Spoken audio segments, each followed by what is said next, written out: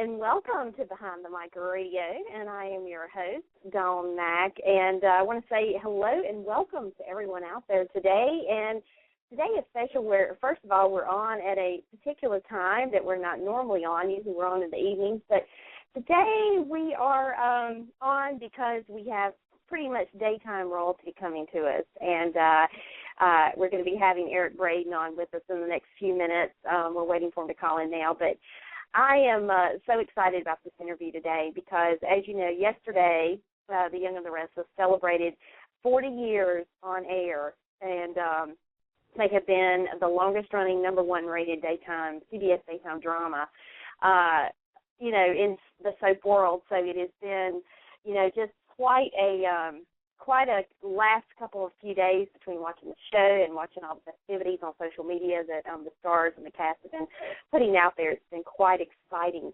And so, today I want to let you know that we're just so excited to have him. And I believe we have someone calling in now, so we shall see. Dawn, I have Eric Braeden for you. Hi. Here he is. Thank you. Hello, Dawn. Hello. How are you, Eric? How are you? Are you in North Carolina? I am in North Carolina. Yes, indeed. You see. How nice. How well I remembered. I'm sorry? I said how well I remembered. Yes, indeed. You have a wonderful memory. And, of course, I'm sure where you are today is a lot warmer and a lot prettier. North Carolina can't seem to decide if it wants to be nice and sunny and warm or still kind of winterish. So we're indecisive at the moment. But yeah. So it is just such a pleasure having you with us today. And if I may, I'd like to properly introduce you. May I do that? Sure. Okay.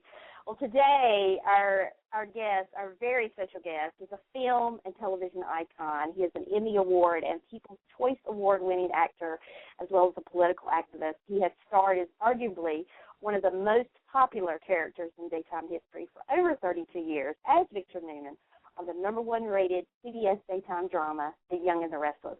He is much more than one of the most recognizable faces in daytime television, however. He is a successful feature film actor and producer and a man of carefully measured opinions on important national and international issues. We proudly welcome our very special guest, Eric Braeden. Hello again, and welcome. That's a hell of an introduction. My God. Well, you're well How can I welcome. possibly live up to that? Well, I think you deserve it, first and foremost, and I guess the best way to start off our interview is I want to personally congratulate you, as well as the entire cast and crew, on 40 outstanding years of Y&R success in daytime television. I mean, yesterday marked the 40th anniversary. What a stellar feat, especially in this age of television. It is remarkable when you think about it, but we work so fast that you hardly have time to reflect upon that. I already forgot that it was yesterday, and we had a big celebration, but the appetite of this medium is so voracious that you need to churn it out every single day. So we're already back in the saddle, and as if nothing happened, It just keeps on going on and on.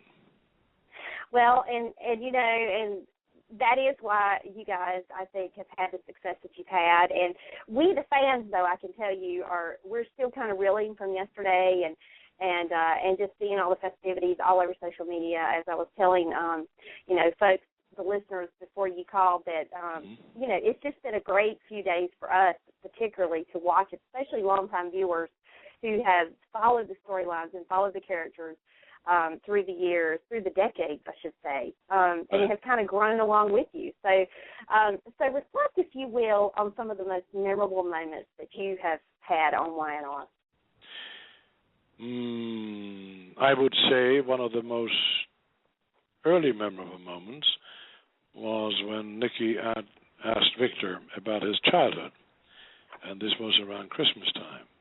And Victor had theretofore been reluctant to talk about his childhood, and then he finally agreed, and then he talked about having been sent to an orphanage at the age of 7, and left at the doorsteps of that orphanage by his mother. And once I told that story, I knew that I was going to stay on the show, because I knew that would open up avenues for playing all kinds of, complex things and show vulnerability. That prior to that, the character had been a hard ass, and now you could see that he had a vulnerable spot.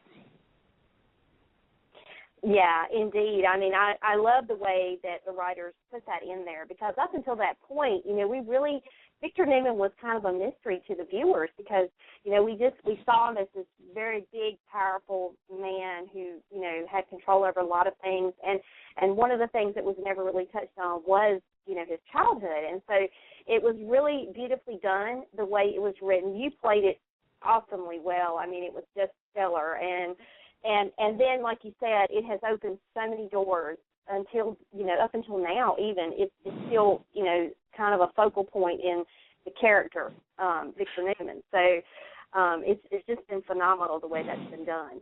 To be honest with you, that was the reason I stayed. Oh, really? Yeah, absolutely. Well, I'm very glad that you did, as I'm sure I speak for a lot of Y&R viewers. We're very glad that you have been a part of the show. And I know you can't discuss current storylines, but one thing I wanted to mention is right now, Y&R is really proving why they have been the number one rated daytime drama for so many years in a row. I mean, it's just unbelievable what's unfolding on the show currently, and just the way, again, we're seeing a side of Victor right now that you don't see very often. I mean, I love when the writers bring out his vulnerable side and his softer side, and they show the audience that he does have a humanness to him that oftentimes is hidden because of the protective measure that's always in place. And so it always just melts my heart all over again when I see that sort of, dynamic taking place in the show. Well, that's very nice to hear. I'm glad you feel that way.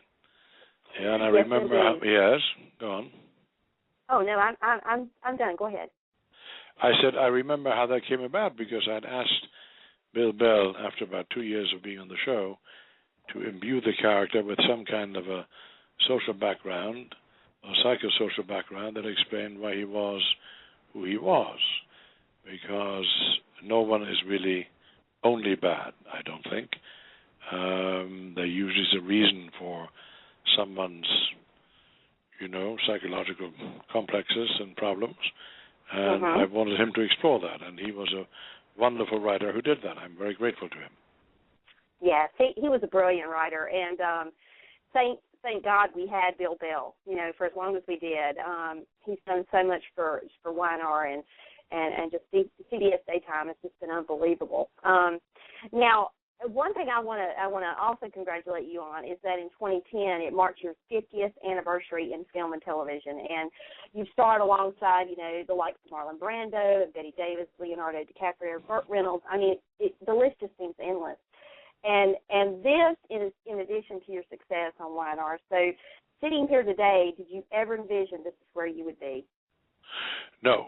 I had wanted to do the show for 3 months and then leave it again, and they talked me into a year, and the rest is history, 33 years now. No, I did not envision that at all. I've been very lucky, very fortunate, obviously one of the few people in this town who have worked as long at one job as I have. So I'm very fortunate, very grateful. Yeah, and especially in the daytime ranks, to have a veteran actor as yourself, in it. The viewers love that. I mean, we love the new faces too, but it's always nice to see the actors who have helped make the soap what it is. And you are no exception to that. And so we're very, very grateful for you, no doubt. Now, you are accomplished in so many areas, and undoubtedly one of the most fascinating people I have ever had the wonderful opportunity and honor of meeting. So, just to name a few things, you are a champion discus, javelin, shot put, and soccer athlete. In addition to film and television, you have been nominated for 7 Emmy Awards and have won the coveted award for Outstanding Lead Actor in a Daytime Drama Series. You're a recipient of the Humanitarian Award and have been awarded the Federal Medal of Honor by the President of Germany, as well as the recipient of the Ellis Island Federal Medal of Honor Award and a Lifetime Achievement Award winner. The impressive list just goes on and on and on. What do you consider to be your greatest achievement? Say what again? Say the last question again, that last part. What do you consider to be your greatest achievement? Oh, boy. That's... oh, boy. Well, that's a tough one to answer. I would say it's what makes me happy. Obviously, is my son and my granddaughters and all the other stuff. I would say I'm proudest in many ways of the things I've accomplished in sports. Mm-hmm. And that meant a hell of a lot to me. And then I have to be honest that the star on the Hollywood Walk of Fame that touched me. That meant a lot to me because I came to this town with $50 in my pocket, and Los Angeles can be a very lonely place when you come here. Did that over 50 years ago. Didn't know a soul, and did all kinds of jobs, from parking cars to washing dishes to moving furniture, and et cetera, et cetera. And to then end up years and years later, stand on Hollywood Boulevard and get that star, that meant a lot to me. That touched me deeply. Yeah. Mhm. Most Right. definitely, and as many people that have been awarded that, again, it's something that not everyone gets, and it's so prestigious, to have your star right there. And I actually hope I get to Hollywood one day and I get to see that. Yeah. That is on my list of things to do before I die. I'm telling you, I really want to come to Hollywood and just take it all in. That's right. But this is coming from a girl who's lived in North Carolina all of her life and has never ventured, very far out. So it would be quite a treat and quite a trip. But talk a little bit about how, because you have been in the industry for so long and you've done so many things and accomplished a great deal, but talk a little bit about how you have seen the television and film industry change over your career. I would say that it has become more corporate, and I think that is to our disadvantage in this business. There used to be more individuals who ran companies.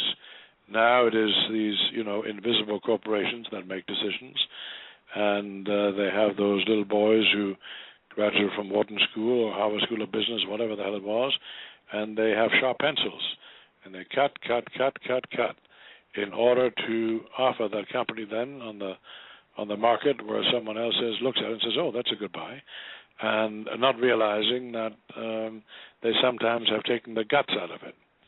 And this business is a very tenuous arrangement between business and the creative community, and both have to pay attention to each other.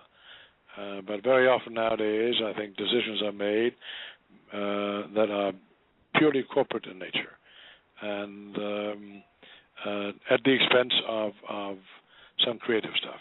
I think that has happened more and more in this business. And then, of course, you have the advent of all the new media outlets, and that makes it difficult for the business end of our business because there's so much competition now. But when I came here, it used to be more in the hands of individuals. That applies to nighttime television and films, etc. Now you have huge corporations run it. Yeah, and it is amazing how it's changed, and there's just so many, facets to it now that even when I was a kid growing up watching TV, I would have never envisioned that today, you could watch today's episode of Young and the Restless online, later on, again, if you wanted to. It's just, right. It was just not even, it was uncthinkable. And the way things have evolved and changed.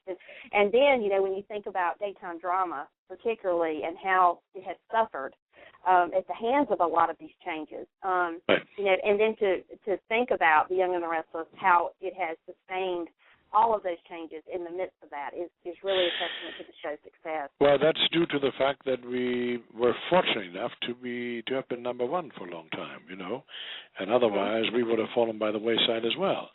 And I think it's a short-sighted decision. It is substituted with what? More cooking shows or talk shows? Do we want to hear more people talk? blather. I think people instinctively and traditionally and culturally have been interested in evolving stories in the novelistic form. That started with Homer and then went to Dickens and et cetera, et cetera. So I think we have a need for watching people's lives evolve over many years. And there's a kind of, voyeuristic quality in that, but we all have that. We all are interested in watching other people's lives unfold. And if you take that away, I think it's a huge mistake. Yeah. But I think one of the reasons for the success of our show has been the fact that, starting with Bill Bell, who I have enormous admiration and respect for, that he and his wife, Lee Philip Bell, insisted on dealing with storylines that resembled reality in many ways.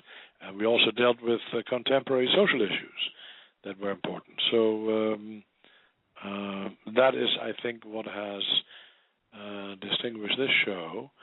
And then we have a very good cast of damn good actors, I think, and but always had good writers. So you've been very fortunate.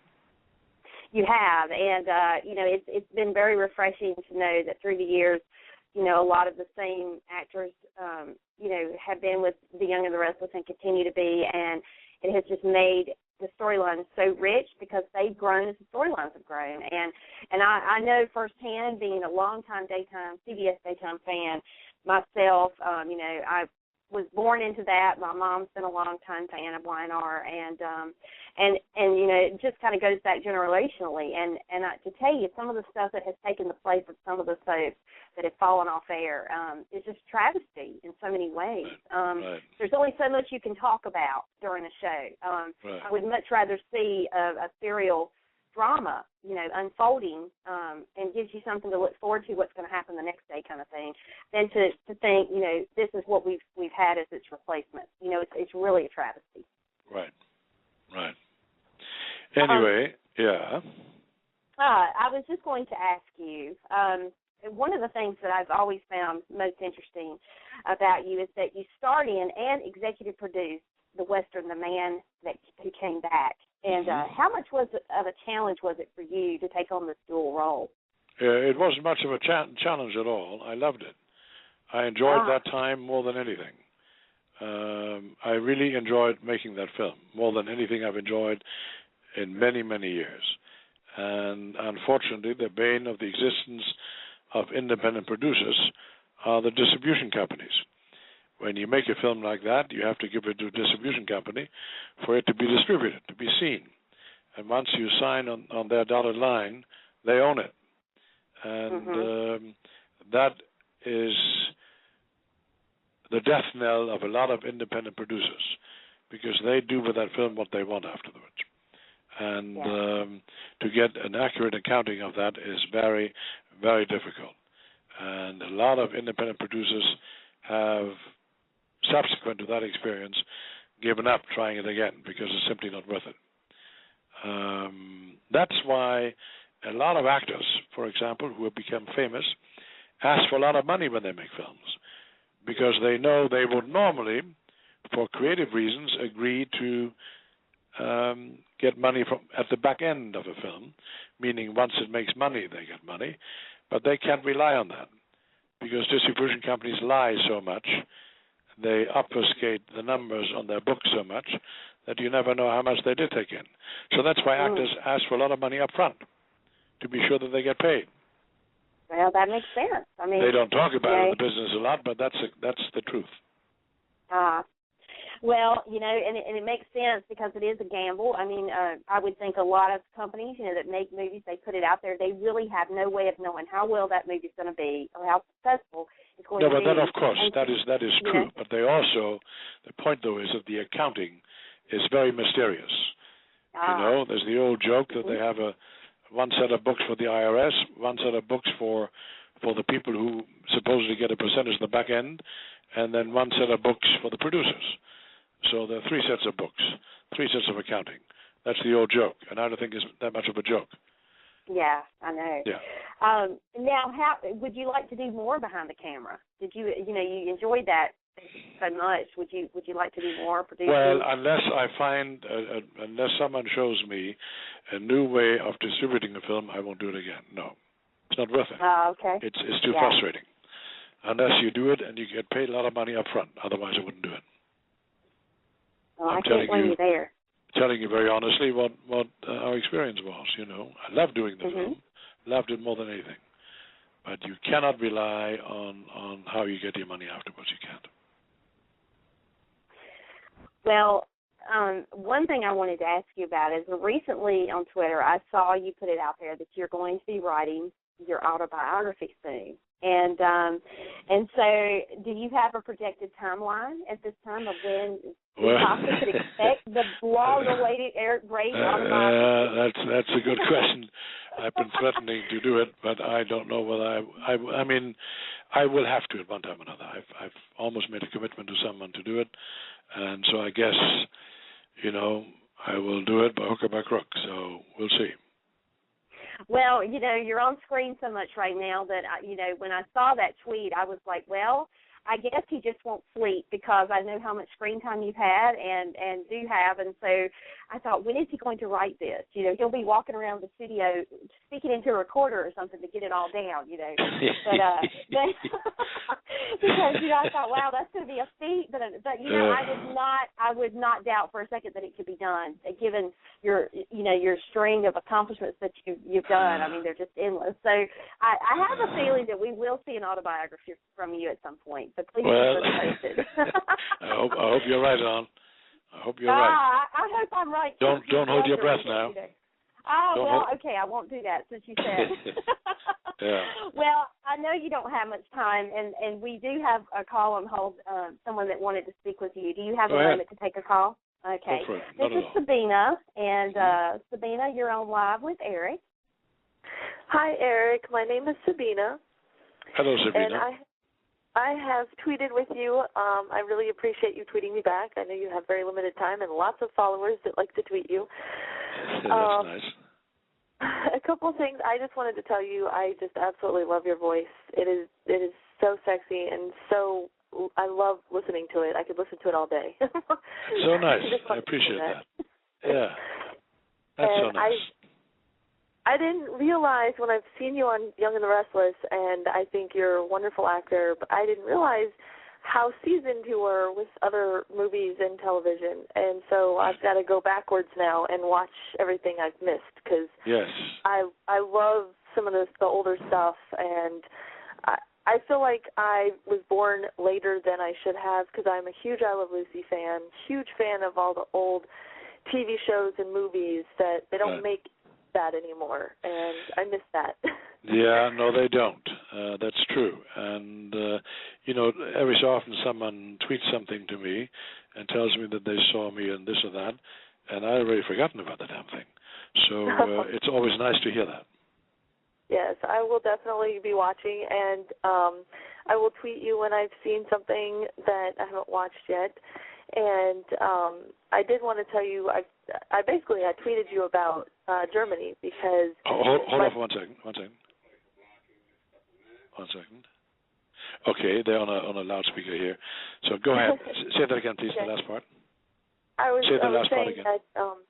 I was just telling you that I tweeted you about the fact that my parents lived in Germany. They lived in Augsburg, Germany. Oh, yeah. And I was curious, where, compared to where you're from, that right. is.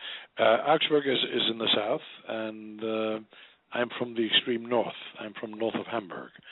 I'm from, it's actually close to the Danish border, between the Baltic Sea and the North Sea. Oh, cool. Yep. So that's a little... That's how I got my name. Oh, really? That's how I got my name, Sabina. My parents knew a German friend of theirs that had the same name, but they decided to keep the spelling as the German spelling and pronunciation. So it has to be on the end, and nobody knows how to pronounce it or say it over here. Sabina. Yes. Right. Yeah, that's nice. What do you do now? What do you do?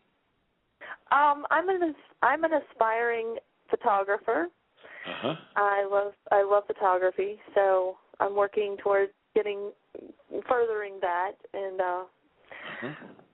so I actually just shot a wedding this past Saturday. I photographed the wedding, my first wedding, so that was fantastic. Make sure you take photographs when they're not aware of it. Those are the best photographs. Yes, I do. Oh, yeah. When people are I work not aware at a portrait studio. Oh, yeah. Great. Anyway, I really appreciate, I wanted to say, I appreciate your tweets, and I appreciate everyone's tweets. I didn't think that I would even get involved in that. But I must say, it's very nice to hear an immediate response, and it's kind of fun. Yes, you know? I'm so glad you are tweeting. Thank you so much, and I look forward to tweeting you more on Twitter and watching all of the movies that I have not yet seen that you were in. That's very nice. The only problem with Twitter is that you can't write, enough. How many characters, how many words, I forget. And there's a limit to it. 40 characters, there's a limit to it. But otherwise, I guess we would all be too long-winded. Yeah. yeah, exactly. Nice talking to you, It was so nice chatting with you. Thank you so much. Thank you. And talk to you soon. I appreciate it. All right. Thank you, Bye. Sabina. Thank you, Dawn. All right. Eric, I have one fun question for you before I let you go, and it has to do with Twitter. And in your opinion, what do you think Victor Newman would think about the whole social media and Twitter craze? Well, I don't know what he would think about it. What I personally think about it is I was introduced to it, and I'm beginning to sort of like it. I think it's incredible. I think it's very good. In other words, you get an immediate response to what you have done, to what you said, and I think it's incredible. I think it's a good way to check on our politicians and to not let them get away with bullshit. And I think it's my God, what we all found out in no time at all. Whatever happens in any part of the world is just extraordinary. And I like it, I must say. It's a little overwhelming sometimes. You need to shut off sometimes. But I do that when I do sports, And, but I think it's great. I really do. Well, we're so glad you're on Twitter, and you are awesome about, tweeting the fans and your followers. We really appreciate that because we know how busy you are, and to take any time out to do that is just incredible. So thank you so very much. Well, I appreciate them, to be honest with you. I really do. Yeah. Well, Eric, I want to thank you so much for being our special guest today. And, again, congratulations to you and everyone at Y&R for 40 great years. And I wish you nothing but much continued success. We want 40 more and beyond. Thank you very much. And I really appreciate that. And you say hello to everyone. And, I will. who knows, maybe another, 20, 30, who knows. Let's hope for the best. Okay. That's right. Well, All I right. thoroughly enjoyed speaking with you. Where do you live in Where do you live in North Carolina? I live kind of in between Greensboro and Raleigh-Durham, so I'm kind of right in the middle of the state. Between Greensboro and Raleigh-Durham. Oh yeah, Mm-hmm. That's a great airport in Raleigh-Durham. I like it. Yes, it's a great is. airport, and that triangle there is just, boy, is that intellectually productive.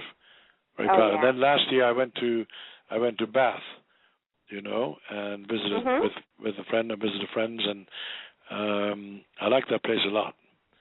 So beautiful. Oh yeah. North Carolina is beautiful.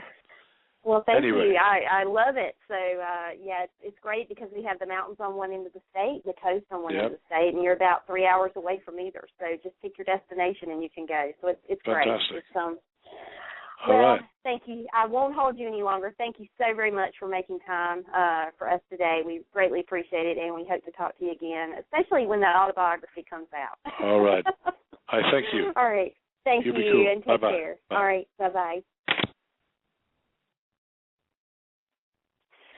Well, folks, there you have it, our special guest, Eric Braeden. What a great, great guest. I love talking with him, and every time I speak with him, it is just always I'm always in amazement because he is indeed the most fascinating person I think I've ever met in my life. I could listen to him talk for hours about everything under the sun. He is so knowledgeable and knows so much about so much, and truly does know. I mean, he is seasoned in a lot of areas, and he knows he's had a lot of experiences to draw from, and he's, of course, a phenomenal, brilliant actor. So we have just, we're very lucky to get him today, considering everything that's been going on with Y&R and the 40th anniversary celebration. So we want to say a huge thank you to him and his management and, the CBS, Sony, and all those great folks there who made that possible today.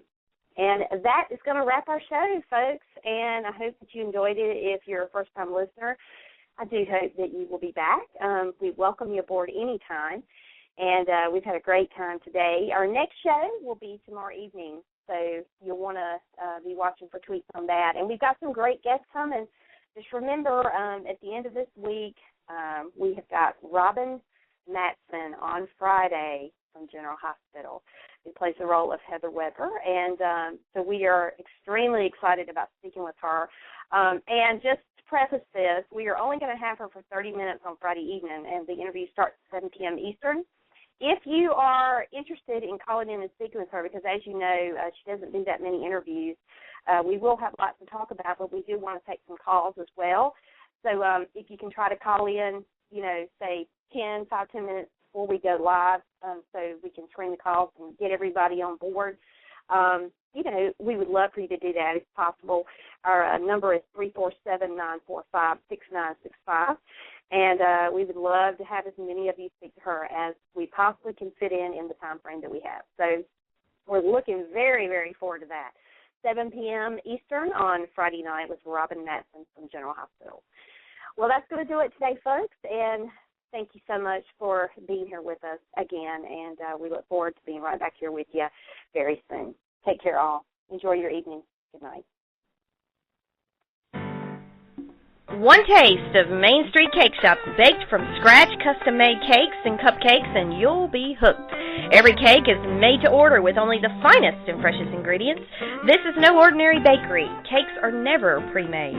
Main Street Cake Shop is in demand, having provided cakes and cupcakes for numerous prestigious events, bridal fairs, and venues. Owned and operated by April Murray, she has garnered many awards for not only her exquisite cake designs, but also for their incredible taste. If you're looking for a cake for any occasion or cupcakes in a variety of flavors, then Main Street Cake Shop is the place. Visit them on the web at mainstreetcakeshop.com. Thanks for listening to tonight's show. You can connect to Behind the Mic Radio on Twitter at BT Mic Radio and on Facebook at Behind the Mic Radio. Check out our website at BehindTheMicRadio.com. Also, follow us right here on Blog Talk Radio, where you can stay up to date on all upcoming shows. Every episode is available for immediate download upon the conclusion of each broadcast and, as always, on iTunes. Thank you for joining us.